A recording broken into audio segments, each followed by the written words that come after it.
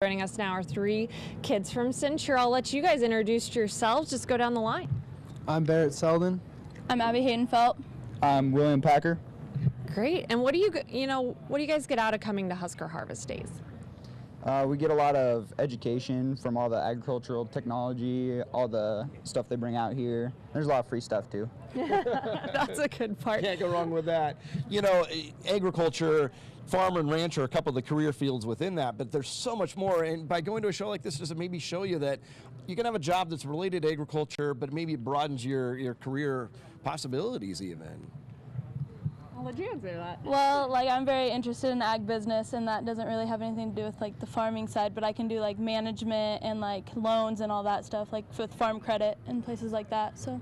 And I bet all of this is music to the ears of the man to my left, the lieutenant governor. Maybe we'll turn the tables and let him ask a question. What do you think when you hear these kids talk about wanting to be involved in Nebraska agriculture going forward? I just have tremendous respect for the FFA. They instill great values in our kids. We've got a very, very high percentage of Nebraska youth involved in 4-H and FFA, both tremendous organizations which keep alive the ethic of the farm spirit throughout Nebraska. So I'd like to ask these kids, if you were a starting farmer today, what would you want to grow? What would be the key product or livestock you'd want to produce as a farmer in Nebraska? What do you see the future?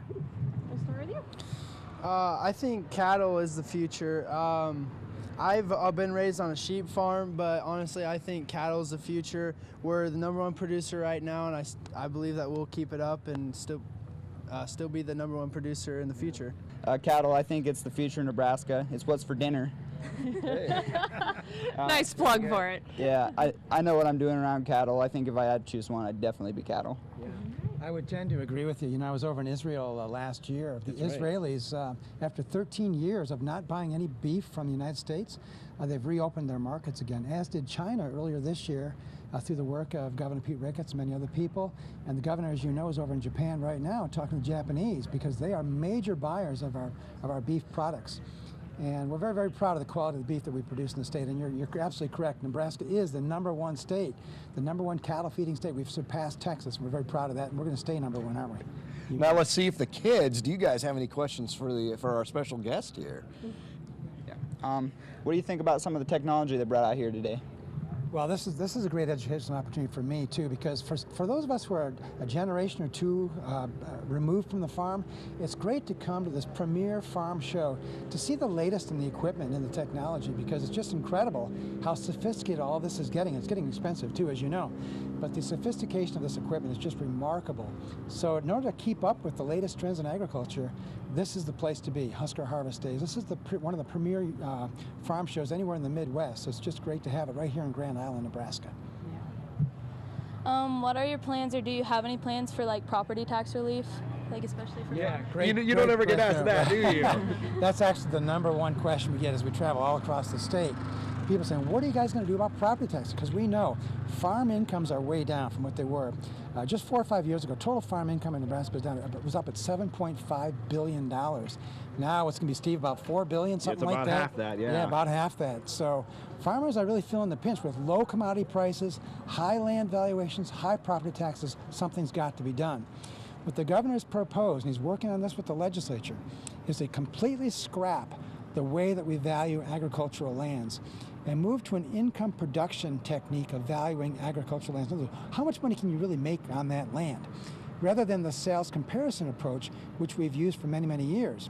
We want to scrap that old technique and move this income potential approach, because the major agricultural states in the United States are using this income potential approach. It's a fair approach, it's more of an even keel approach, and we want to push that through the legislature. We got it to 28 votes last time, we needed 33 to break the filibuster.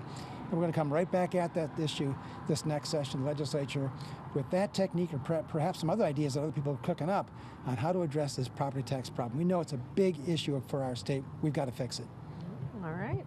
Like I said, I'm very interested in ag education. How do you feel about our ag education programs in Nebraska? Well, I think we can do more, quite honestly. Our university and state colleges do a great job, but I think there's always room for improvement, because agriculture is the core industry for our state. It has been in our history, and it will be in our future.